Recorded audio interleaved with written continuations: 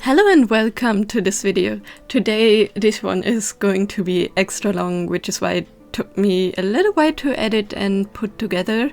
And what I'm making is some phone grips, but in a different way. And for that I'm using the white collapsible phone grips, and my first one will be a beaded one. So I've sketched out this little birdie on some black fabric. Normally would use like thinner stocking-like fabric, but I don't have that at the moment, so I'm using this black jersey fabric instead. And basically I picked out the colors I need in beads, and I'm putting a few beads at a time, and then just fixing it with putting the thread through the fabric front and back, just to make sure the row is really stuck. And I continue that basically for all rows of beads.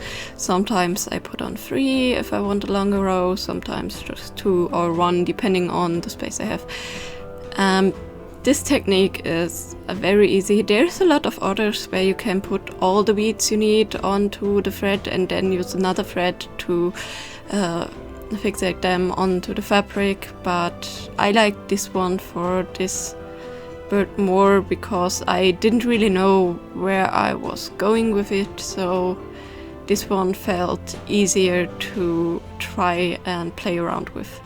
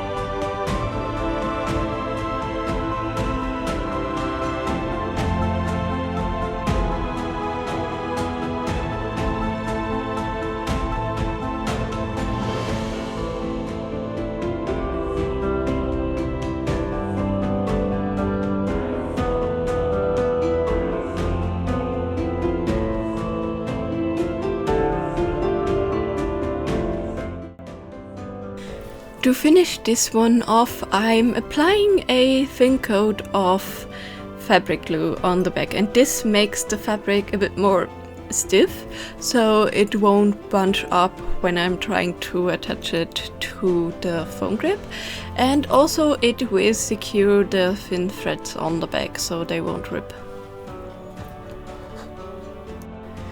And after it's dry, it's just a matter of cutting it out and then applying it. And for that I'm just using some basic super glue.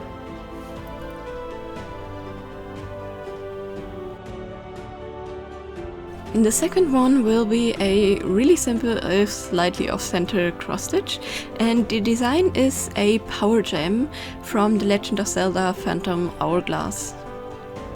And the base design is white, and the outlines or the rest around it will be red. And so I basically drew out the pattern and just went in with my needle and a normal cross stitch thread and embroidered it. And let me say, this one actually took a long time. Filling up this little area with all these tiny stitches definitely took me a couple hours, but I think it was fun and a neat little side activity while I was watching some YouTube. So I think this project definitely is something you can just pick up while watching TV and do on the side, kind of like maybe crocheting or knitting.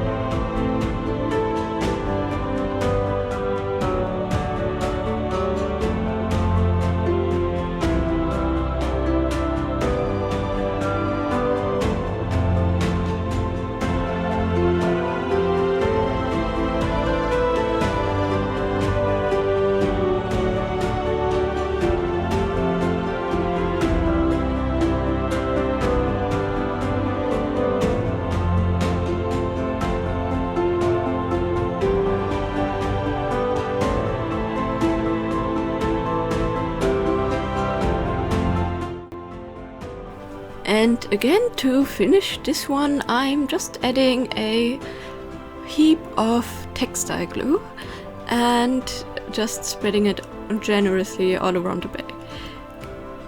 With this one, it isn't really needed for rigidity, but for securing the threads instead.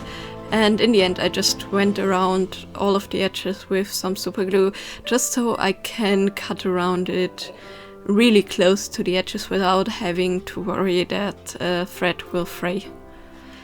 And I still left a tiny white border to make sure none of the stitches slip out, but this one kind of, I think, fits the design well, so it doesn't really matter. The back was slightly too uneven because all of the knots, so in the end I had to trim it up with my push scissors that are now covered in super glue. But you know, it was worth it. It's still a slight bit uneven, but nothing that really bothers me too much. And here you can see both of the designs side by side. I actually really love both of them. I love the shine of the bird and the texture, I think it's really fun, and the simplicity of the cross stitch is also really nice, and this one also has a great texture. Definitely something for people that like to have texture on their foam grips for like fiddling around with their fingers and kind of as a, I guess, dress toy or something like that. I have one of those foam grips too, where it has a bit of texture, and I find myself always playing around with it when I'm on my phone. So that's my simple, if a bit time-consuming projects for making foam grip designs. I hope you enjoyed this, and let me know in a comment down below what's your favorite of these two designs, and maybe which one would you try yourself. Anyways, I hope you have a great day. Bye!